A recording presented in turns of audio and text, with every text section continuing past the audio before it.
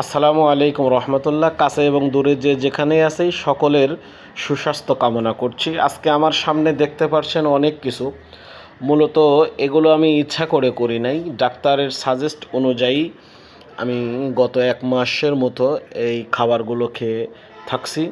আপনারা জানেন যে আমি অসুস্থ ছিলাম, মাঝায় আঘাত পেয়েছিলাম, তারপর থেকেই ডাক্তারের পরামর্শে আমি এগুলো খেয়ে থাকি। আপনারা চাইলে এগুলো বাড়িতে সকালবেলা বিভিন্নভাবে আপনারা এগুলো ঘরোয়াভাবে ট্রাই করতে পারেন। মূলত এখানে কী কী আছে চলুন একটু দেখাই। আমি রাতেই ঘুমানোর আগে প্রতিদিন এই যে মেথি এবং জিরা ভিজিয়ে রাখি।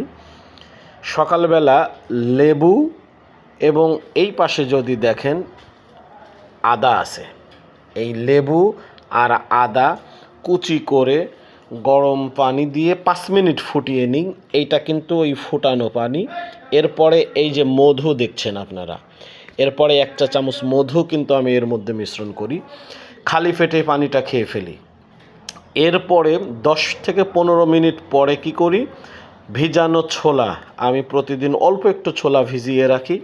সেই ভিজানো ছোলার সঙ্গে এটা কিন্তু চীনাবাদাম ভাজাটা, এই চীনাবাদাম ভাজা অল্প পরিমাণ, সাথে 2-3 কোয়া রসুন, এর সাথে 5 পিসের পরিমাণ কাঠবাদাম, 4-5 পিস পরিমাণ কাজু বাদাম, সাথে 1 পিস, এই যে দেখছেন 1 পিস শসা, আর হাফ পিস গাজর, একটা বড় সাইজের গাজর অর্ধেক, এইগুলো মিশ্রণ করে ওই জিরা পানি খাওয়ার 10 মিনিট পরে কিন্তু আমি এগুলো খেয়ে থাকি।